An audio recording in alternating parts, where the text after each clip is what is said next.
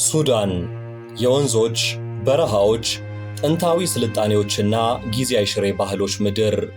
ለዘመናት ያክል የናይል ወንዝ ይህንን ምድር ሲያረሰርስ ቆይቷል።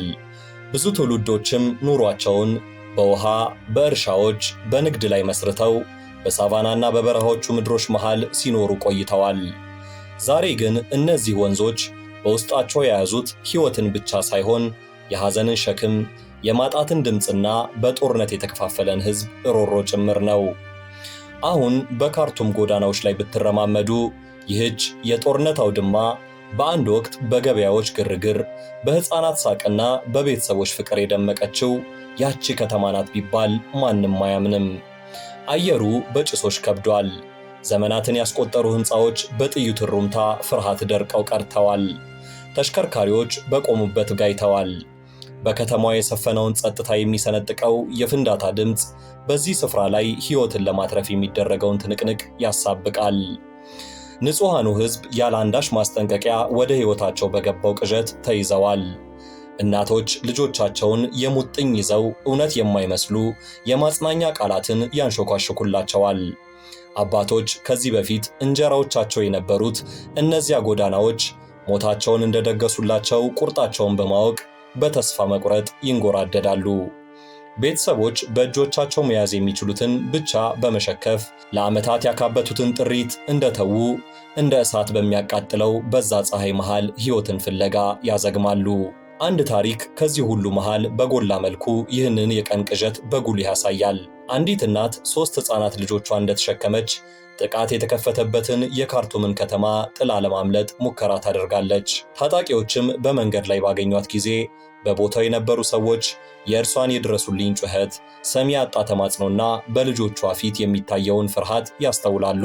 በመጨረሻም አይቀር የለምና እናትና 3 ልጆቿ ጭምር እጅግ ሰቅጣጭ በሆነ መንገድ ሕይወታቸውን ያጣሉ። ስማቸው፣ መልካቸውና ታሪካቸውም ዓለም አቀፋዊ ትኩረት ሊያጣ የቻለው የዚህ ማለቂያ የለሽ ስቃይ አካል ሊሆን ችሏል። ምንም እንኳን ይህ አደባባይ ቢወጣም በአሁኑ ወቅት በሺዎች የሚቆጠሩ ሱዳናውያን ሕይወት የሚገኘው በዚህ የቀን ቅዠት ውስጥ ነው። ከዚህ አስፈሪ ጦርነት በተአምራት የተረፉትን እንኳን ራሳቸውን የሚያገኙት ሊወጡት በማይችሉት አዘቅት ውስጥ ነው።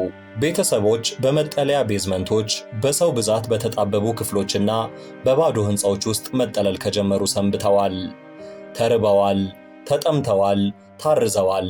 ሕፃናት እንኳን በዚያች ትንሽዬ አእምሯቸው ጮክ ብለው ማልቀስ እንደማይችሉ ተረድተው በግሮሯቸው የሲቃ ድምፅ ሞልቷል። በአንድ ወቅት እጅግ ብዙ ነገር የነበራቸው እነዚያ ሕዝቦች አሁን የቀራቸው ለቅሶና ፍርሃት ብቻ ሆኗል። ነገር ግን ይህ ስቃይ በካርቱም ውስጥ ብቻ የሚያበቃ አይደለም። በመላው ሱዳን ጥቃት እንደ ሰደድ እሳት ተንሰራፍቷል። ዳርፉር፣ ብሉ ናይልና ኮርዶፋን ክልል ብቻ ሳይሆኑ የጦር ግንባርም ጭምር ሆነዋል። መንደሮች ተቃጥለዋል፣ ሰብሎችም ወድመዋል። ንጹሐን ከብቶች ከባለቤቶቻቸው ተሰርቀዋል። ለዓመታት ያክል ኑሮን ታግለው ያሸነፉት እነዚያ ሕዝቦች አሁን ከፍልሰትና ድርቅ ጋር ተፋጠዋል። ስፍራን ከስፍራ መንደርን ከመንደር ያገናኙ የነበሩ ድልድዮች ወድመዋል። ለብዙ የሱዳን ቤተሰቦች ይህ ጦርነት የማያመልጡት ቅዠት በጽናታቸውና በብርታታቸው ላይም የተቃጣም ፈተና ሆኗል። በዚህ ሁካታ መሃል ትንሽም ቢሆን የሰብአዊነት ጭላንጭል ይታያል። ጎረቤቶች በዚህ የጭንቀት ወቅት ላይ ፊታቸውን ከማዞር ይልቅ አንዳቸው ሌላቸውን ያስጠልላሉ። ቤተሰቦችም ከማያውቋቸው እንግዶች ጋር ያላቸውን ምግብ ይካፈላሉ። በጎ ፈቃደኞችም ሕይወታቸውን አደጋ ውስጥ በመጣል በነፍስ አድን ሥራ ውስጥ ተሰማርተዋል። ምንም እንኳን ትንሽ ቢመስሉም በእንደዚህ አይነት ወቅቶች ላይ ተስፋን የሚዘሩት እንዲህ ያሉ ትናንሽ ተግባራት ናቸው። ሰብአዊነት እስከ መጨረሻው ቢፈተን እንኳን ሰው መሆን ሊተርፍ እንደሚችል ያስታውሱናል።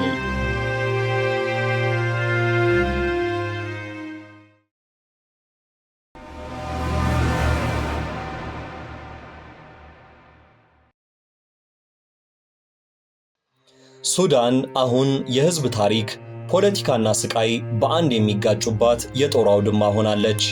የዚህ ግጭት ታሪክ የሚገኘው በጀነራሎች ስልት ውስጥ አሊያም በፖለቲከኞች ምላስ ውስጥ ሳይሆን በተራ የሀገሬው ሕዝብ የዕለት ተዕለት ኑሮ ውስጥ ነው።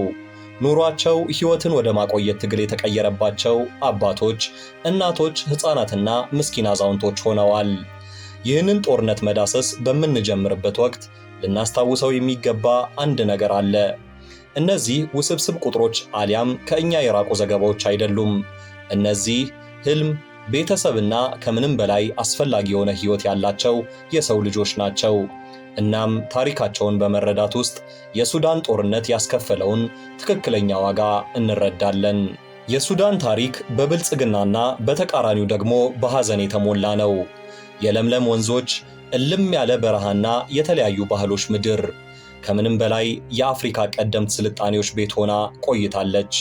ከዘመናት በፊት በናይል ወንዝ ዳር የነበረው የኑቢያን መንግስት ብዙ ሐውልቶች፣ የንግድ መስመሮችንና ብልሃቶችን ዘርግቷል። ነገር ግን ከዚህ ታሪክ ውበት ስር ሱዳን በፖለቲካ በባህልና በማህበራዊ ጉዳዮች ተከፋፍላ ቆይታለች። በ1956 ነፃነቷን ካገኘች ጀምሮ ሱዳን ብዙ ባለመረጋጋት ዑደት ውስጥ ስትመላለስ ቆይታለች።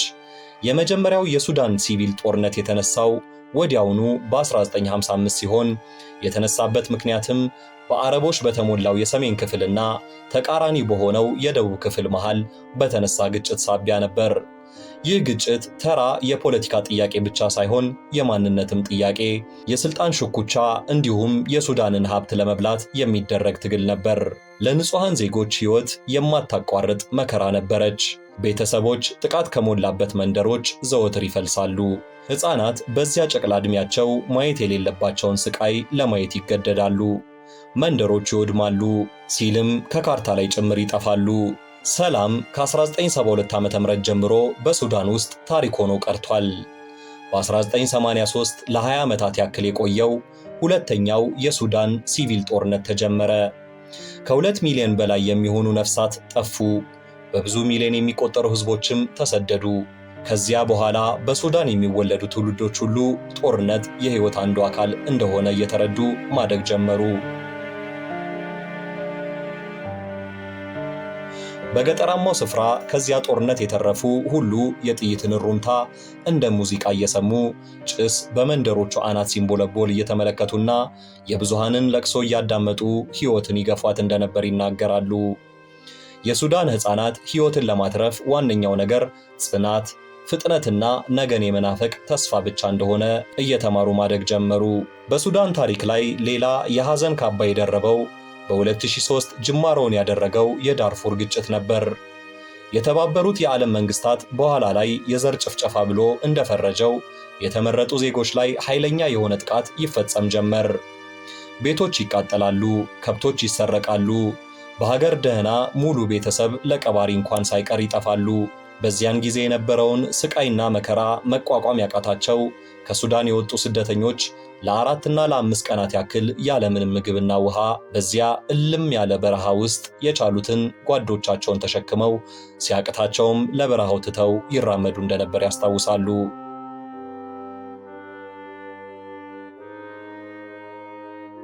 ከዚያ አስከፊ ጦርነት በአምላክ ተአምር የተረፉትም እናቶች ልጆቻቸውን ከጥይት ይሸፍኑ እንደነበር፣ አባቶችም ጎረቤቶቻቸውን በድብቅ ይቀብሩ እንደነበርና ዓለም ሁሉ ፈጽሞ የረሳቸው ያክል ይሰማቸው እንደነበርም ያስታውሳሉ።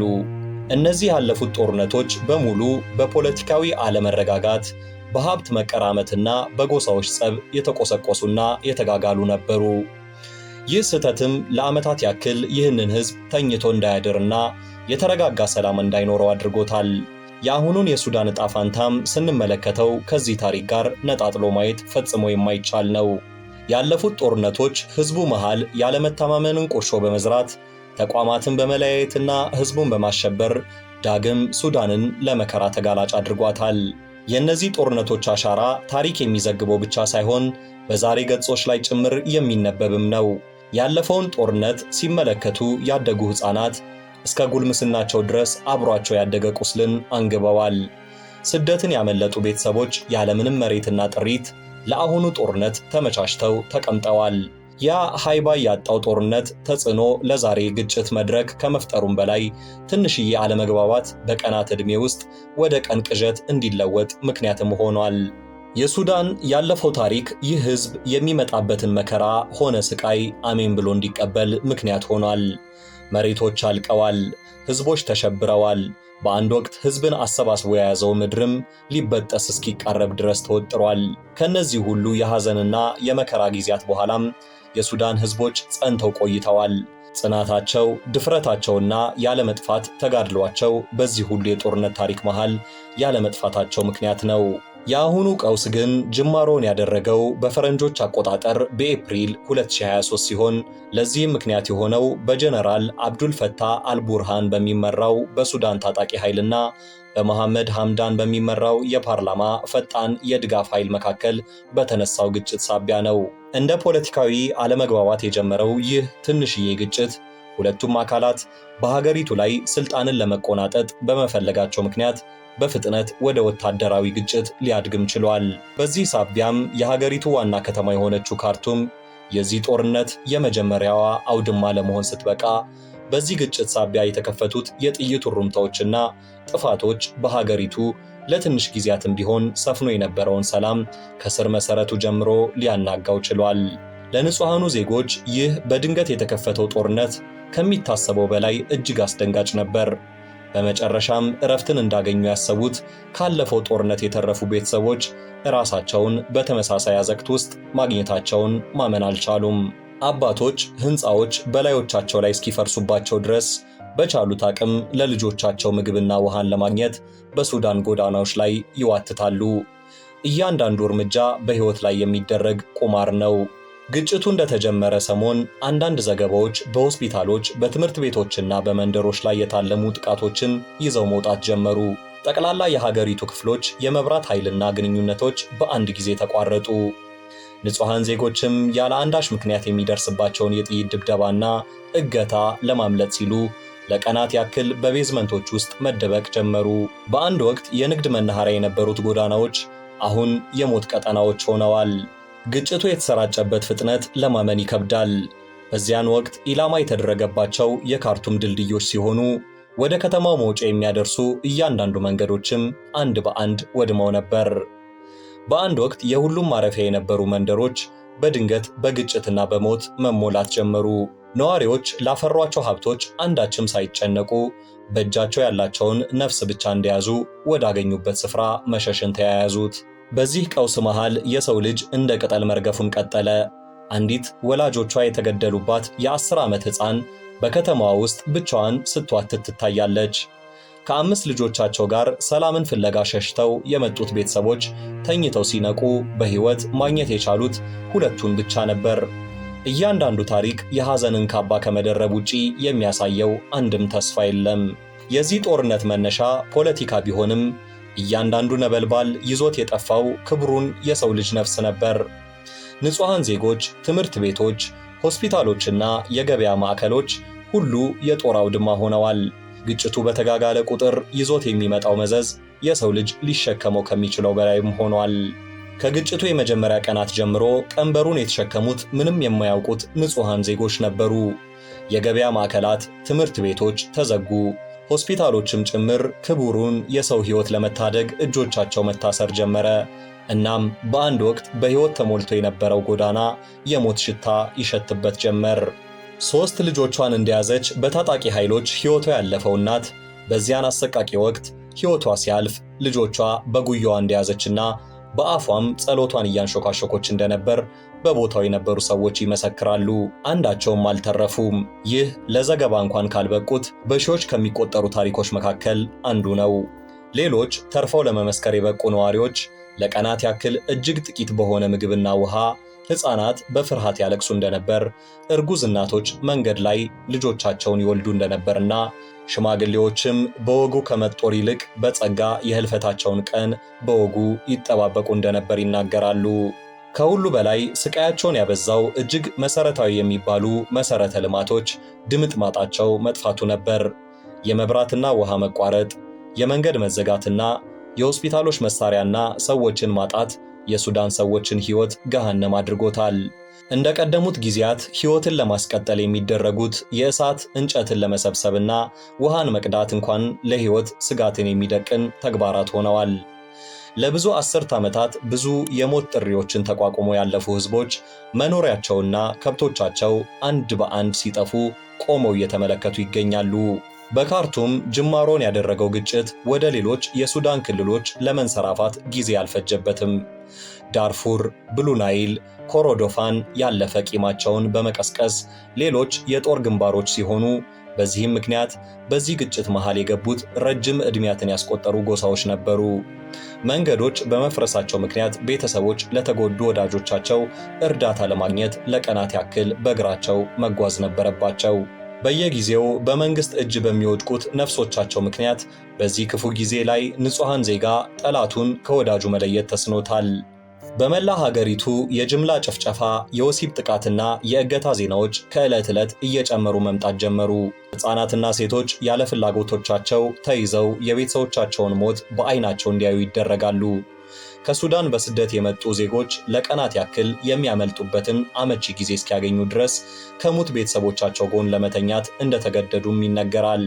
የዚህ ግጭት ተጽዕኖ በፍጥነት ከመንሰራፋቱ የተነሳ ከካርቱም እጅግ ርቀው የሚገኙ ከተሞች እንኳን ይህንን ጽዋ ለመቅመስ ብዙ ጊዜ አልፈጀባቸውም። በዚህም ምክንያት የንግድ መስመሮች ከመቋረጣቸውና ኢኮኖሚውም በአፍጢሙ ከመዳፋቱ በተጨማሪ በሰላም ለተወሰነ ጊዜ ይኖር የነበረው ሕዝብ በድንገት በፍርሃትና በግራ መጋባት ውስጥም እንዳለ ለማወቅ ተችሏል። በ2023 አጋማሽ ላይ በሱዳን የሚገኘው የሰብአዊነት ቀውስ ጣሪያ መንካት ጀመረ። በሚሊዮኖች የሚቆጠሩ ሰዎች በቻድ በግብፅና በደቡብ ሱዳን ድንበሮች ላይ ተፈናቅለዋል። በዚህም የተነሳ የስደተኛ ካምፖች ታይቶ በማይታወቅ መልኩ በሰዎች ጭንቅንቅ፣ በምግብ እንዲሁም በሕክምና እርዳታ እጥረት ሲንገላቱ ታይተዋል። በዚህም ምክንያት ለተነሳው ኃይለኛ የበሽታ ወረርሽኝ ዋነኛ ተጋላጮች የነበሩት ራሳቸውን ፈጽሞ መከላከል የማይችሉት ሕፃናትና አዛውንቶች ነበሩ። ከዚህ አስፈሪ ቅዠት በተአምር የተረፉት ሰዎች በደብሪስ ስትራውን ጎዳናዎች ላይ አዛውንቶችና ሕፃናትን ተሸክመው ለቀናት ያክል በምግብና በውሃ ጥማት ይንገላቱ እንደነበር ይናገራሉ። እናት ልጆቿን፣ አባቶችም ወዳጆቻቸውን ሸፍነው የሚጓዙት የበረሃ ጉዞ በመላው ሱዳን የተካለለ ሲሆን እያንዳንዱም ጉዞ የሚናገረው የሰው ልጅ በመከራው ወቅት የሚኖረውን ጽናት፣ ስቃይና ለመኖር የሚደረግ ትግል ነው። ሆስፒታሎች በሌላቸው መሳሪያና ሐኪሞች እስከ አፍገደፋቸው ድረስ በታካሚዎች ተሞልተዋል። ዶክተሮችና ነርሶች ሕይወታቸውን ለማትረፍ ሲሉ ሕመምተኞቻቸውን ወደ ኋላ ትተው ተሰደዋል። እያንዳንዷ ያለ ሕክምና እርዳታ የምታልፈው ቀን ግን የሰው ልጅን ሞትና ስቃይ ታበስራለች። የዚህ ግጭት ዋና አሽከርካሪዎች የሱዳን መከላከያና ፓርላማ መሪዎች ናቸው።